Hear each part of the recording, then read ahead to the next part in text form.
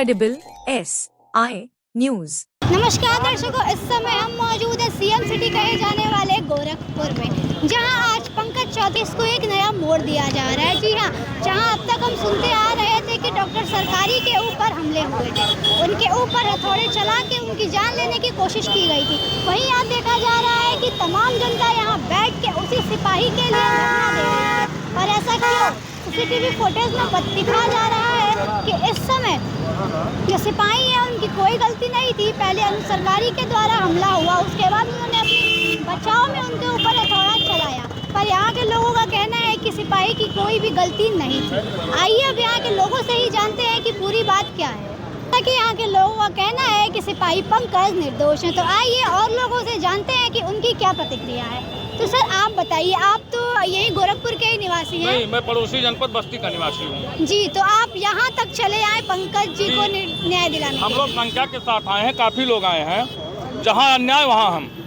पंकज के साथ अन्याय हुआ, अन्याय की खबर हमने सुना, हमने पढ़ा, हमने देखा और पंकज को न्याय नहीं मिल रहा था।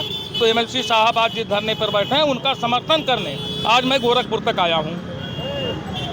जी, तो इस समय पंकज जी को जेल में बंद कर दिया गया, तो उस पर आपकी क्या प्रतिक्रिया? देखिए, ये लोकतांत्रिक व्यवस्था की हत्या और लोकतंत्र की हत्या है। सबसे पहले तो उस डॉक्टर दंपति को जेल में बंद करना चाहिए था। और चूंकि यह गोरखपुर जनपद है, गोरखपुर माननीय मुख्यमंत्री जी का गृह सिटी भी है और मुख्यमंत्री जी के गृह सिटी में, उनके गृह जनपद में अगर इस तरीके की घटनाएं घटित होती हैं तो पूरे उत्तर प्रदेश में कैसी घटना घटित होती है इसकी कल्पना करना चाहिए। और पंकज को जिस तरीके से मारा पीटा गया और जिस तरीके से उसके साथ अत्याचार हुआ, यह कोई छोटा अत्याचार नहीं है, ये बहुत बड़ा अत्याचार है। और इस अत्याचार के खिलाफ सड़क से लेकर के और चाहे सदन तक और चाहे विधानसभा और सांसद भवन का घेराव करना होगा, तो अगर माननीय देवेंद्र प्रताप सिंह जी कहेंगे तो वहाँ तक हम लोग जाने के लिए तैयार हैं। अच्छा, जो अनुज सरकारी की जो चोटें दिखाई जा रही हैं, जो उनके टाके दिखाए जा रहे हैं, उस पर आप क्या कहना चाहेंगे? अनुज सरकारी डॉक्टर को कहाँ चोट लगी है, उनको कहाँ टाके लगे हैं? उनकी भी फुटेज वायरल हुई है। अरे उनकी फुटेज वायरल हुई है, खुद अपना बना करके वायरल कर रहे हैं, ऐसा हमको संज्ञान में आया है। लोग वो बता रहे हैं, लोग ये बता रहे हैं कि वो जो है इस केस से बचने के लिए खुद, वो तो डॉक्टर है, उसको तो हर चीज़ का माहिर है, वो तो जानता है मुझे क्या करना चाहिए, मुझको कैसे सुरक्षा मिलेगी, इसीलिए वह किया है। उसको ना कोई चोट थी ना उसके कोई टाके थे, उसने चोट बनवाया और टाका लगवाया है। ये मैं दावे के साथ कह सकता हूँ जिस तरीके से लोगों ने बताया है। न्याय दिलाने में इतना समय कैसे लग गया? देखिए, जब लोकतंत्र में शिथिलता होती है, हमारी कानून व्यवस्था धीरे धीरे लचर होती है, तो न्याय दिलाने में समय लगता है। और न्याय दिलाने के लिए जब जनता और जनता का समूह, जनसमूह चलता है, तभी न्याय मिलता है।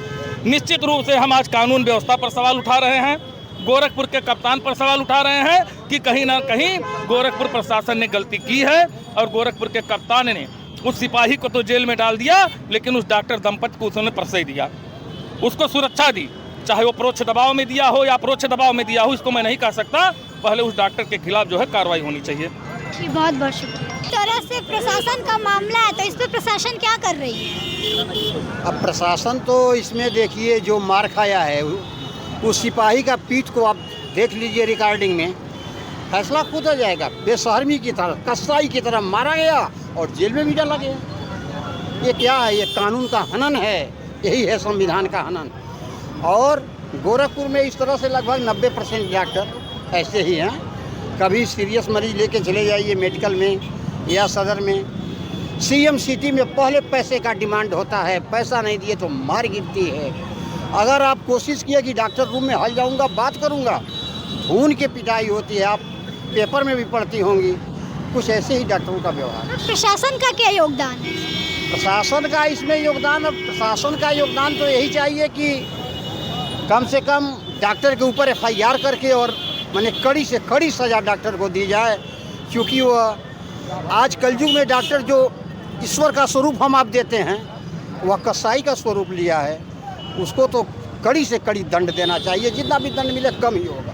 अच्छा, यहाँ हम देखते हैं कि जब किसी दलित की बात आती है, किसी ST SC की कास्ट की बात आती है, तो लोग बहुत जागरूक हो जाते हैं। उनके समिति के भी लोग आके धरना प्रदर्शन करते हैं, तो इस समय वो कहाँ है? खैर मैडम, एक चीज़ कहूँगा, इस समय जो माने दलित उत्पीड़न की बात है, अब ये बहुत कम, बहुत पहले की अपेक्षा बहुत इना गिना कहीं एक केस मिलती होगी। अभी अब बंद हो चुकी है। इस शासन में बहुत सुधार हुआ है, ये तो मानना पड़ेगा कि योगी जी के शासन में कुछ बेहतरीन सुधार हुआ। क्या इस समय पंकज चल पाएगा? पंकज के साथ दरिंदगी किया डॉक्टर सरकारी दंपति ने, उसके गुंडों ने। पंकज के सर पर 5 टाके लगे हैं, गंभीर चोट के निशान हैं। शरीर के 1-1 इंच पर चोट के गहरे निशान हैं। दुख और चिंता का विषय ये है कि डॉक्टर की फर्जी एफआईआर लिख ली गई और जो वास्तव में पीड़ित है पंकज कुमार, उसकी एफआईआर नहीं लिखी गई। हम इसलिए उपवास पर बैठे हैं गांधी जी की प्रतिमा के सामने कि पंकज को न्याय मिले।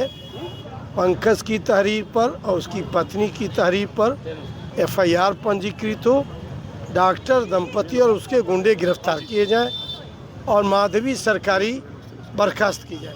वो एक बीआरडी मेडिकल कॉलेज में डॉक्टर है और वो अपने मेडिकल कॉलेज में समय कम देती है, अपने पति के अस्पताल में ज़्यादा देती है और वेतन राजकोष से लेती है, तो उसके बर्खास्त किया जाने जरूरी है।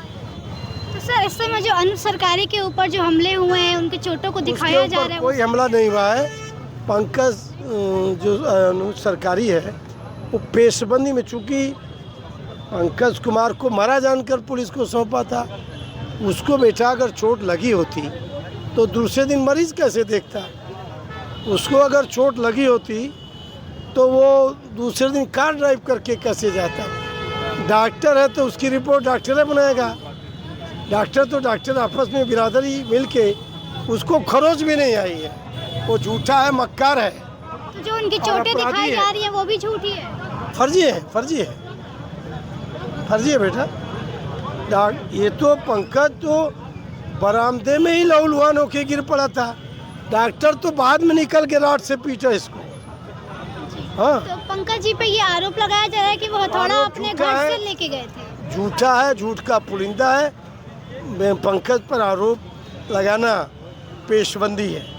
सर आप बताइए इस पे आपकी क्या प्रतिक्रिया है? पंकज के प्रति न्याय होना चाहिए। पंकज निर्दोष है और पंकज को डॉक्टर के इशारे पर, डॉक्टर के खींच लो, तहरीर पर मुकदमा दर्ज हुआ उसके खिलाफ और जेल भेजा गया और पंकज को पीट के लहलुहान किया और 2-2 दिन पीटा गया, 3 तारीख को भी और 4 तारीख को भी। तो पंकज के तहरीर पर मुकदमा दर्ज होना चाहिए और डॉक्टर दंपति को, उनके किराए के गुंडों को जेल भेजा जाना चाहिए, यही न्याय होगा। इस समय वो जेल में है तो मतलब उनको कोई छुड़ाने के लिए आप लोग क्या चलो, वो न्यायिक प्रक्रिया है, न्यायिक प्रक्रिया चल रही है। कोर्ट की प्रोसीडिंग चल रही है, इसके बारे में कोर्ट जानकारी देगा। मौजूद हैं शिक्षक विभाग के प्रधानाध्यक्ष श्री, तो आइए इनसे बात करते हैं। सर इसमें आपका क्या कहना है? देखिए, डॉक्टर अनुज सरकारी मरीजों के साथ, उनके तीमारदारों के साथ बहुत ही बदतमीजी से पेश आते हैं। मैं खुद भी उसका गवाह हूँ। 5 मार्च 2023 को हमारे गांव की एक गरीब बच्ची वहाँ भर्ती थी, भर्ती के लिए ले गए थे, भर्ती तो नहीं हुई, भर्ती के लिए ले गए थे। हमें सूचना मिली, मैं गया देखने के लिए। उसे बरामदे में एक टेंट हाउस के चारपाई पे लिटाया गया था।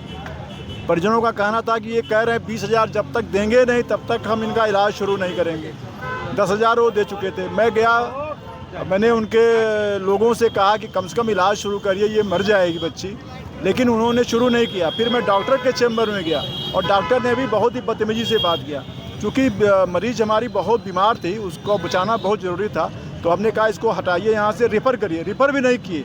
अंत में अपने मन से हम लोग ले गए श्री गुरु गोरक्षनाथ चिकित्सालय में डॉक्टर अग्रवाल के पास और उन्होंने इलाज किया। 2 दिन में वो सही हो गई। तो उनकी बदतमीजी की किस्साएँ बहुत सारी हैं और पंकज कुमार को न्याय मिलना चाहिए। हम सभी लोग इस मुहिम में आदरणीय एमएलसी साहब के साथ खड़े हैं। हर गरीब को, हर तबके को, हर मरीज को जिसके साथ उन्होंने दुर्व्यवहार किया, उनको न्याय मिलते हुए डॉक्टर अनुज सरकारी और उनकी पत्नी को कड़ी से कड़ी सज़ा मिलनी चाहिए।